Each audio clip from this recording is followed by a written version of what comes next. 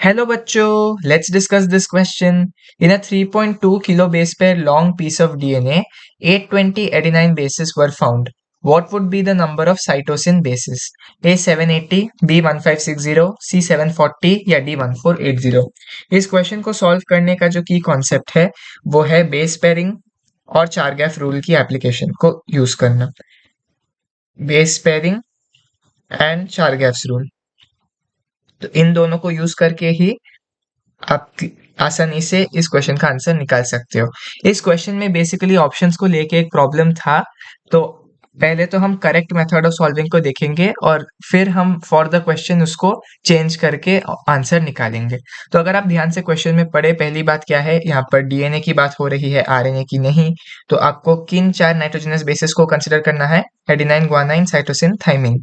आपको पता है एडिनाइन बाइंड करता है थाइमिन के साथ 2 हाइड्रोजन बॉन्ड से और गुआनाइन बाइंड करता है साइटोसिन के साथ 3 हाइड्रोजन बॉन्ड से. और साथ ही साथ हमारे फाइनल आंसर को वेरीफाई करने का तरीका क्या है?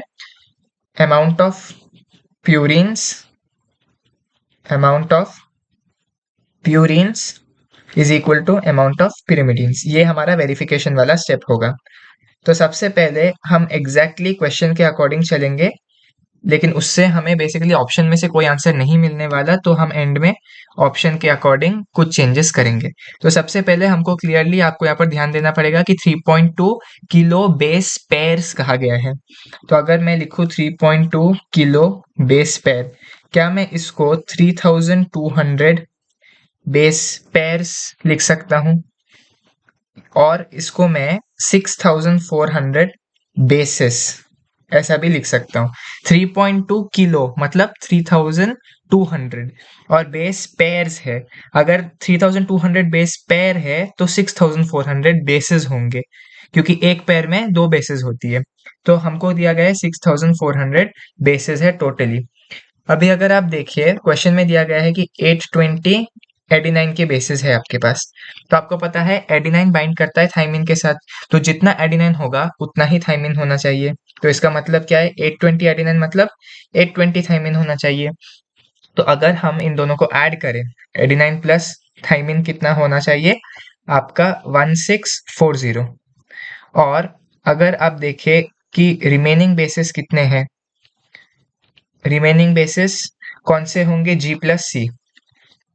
उसमें आपको क्या दिखेगा? 6400 माइनस 1640 और आपको इसका आंसर मिलेगा 4760.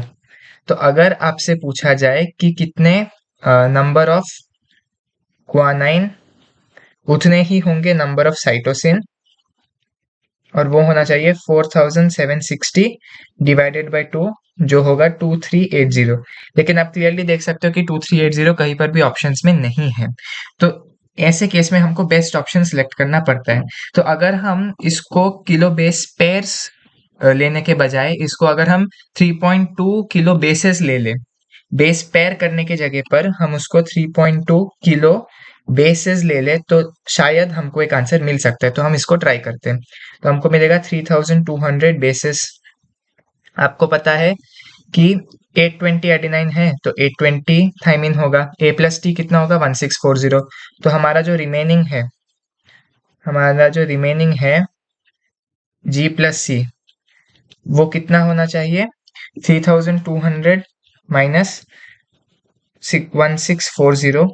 तो अगर हम देखें 3200 माइनस 1640 का जो आंसर है वो होगा आपका 1560. तो यहीं पर हमको मिला है रिमेनिंग जी प्लस सी है 1560. तो हम यहाँ पर लिख सकते हैं कि number of guanine is equal to number of cytosine, क्योंकि ये दोनों एक दूसरे से बाइंड करते हैं.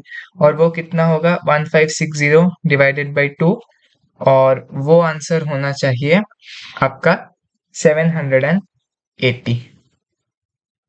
तो हम 780 ऑप्शंस में है।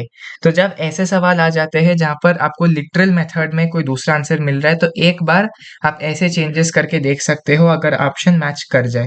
हमने देखा कि जैसे क्वेश्चन के लैंग्वेज में किलो बेस पेयर लिखा था, हमने जब बेस पेयर के अकॉर्डिंग निकाला आंसर को, 3200 बेस पेयर मतलब 6400 बेसिस, फिर 820 एडिनाइन है मतलब 820 थाइमिन होना चाहिए, then A plus T is equal to 1640, तो रिमेनिंग G प्लस C होगा 4760, तो number of G is equal to number of C which is equal to 4760 divided by 2, तो हमको मिल रहा था 2380, जो कि कहीं पर ऑप्शंस में नहीं है।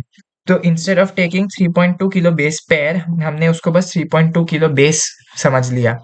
तो जब हमने ये मेथड यूज किया 3200 बेसिस, तो हमको रिमेनिंग G प्लस C मिला 1560, तो number of G is equal to number of C, क्योंकि ये दोनों एक दूसरे से बाइंड करते हैं, which is equal to 1560 divided by 2, और वो हुआ 780। बेसिकली इस क्वेश्चन के लैंग्वेज में थोड़ा सा प्रॉब्लम था, बट आप ऐसे ट्राई कर लीजिए जब भी ऑप्शंस मैच ना हो। तो ए ऑप्शन है 780 बिल्कुल सही, बी है 1560 गलत, सी 740 गलत, डी 1480 भी गलत। So the correct option to this question is option A, 780. Hope you have understood it well. All the best.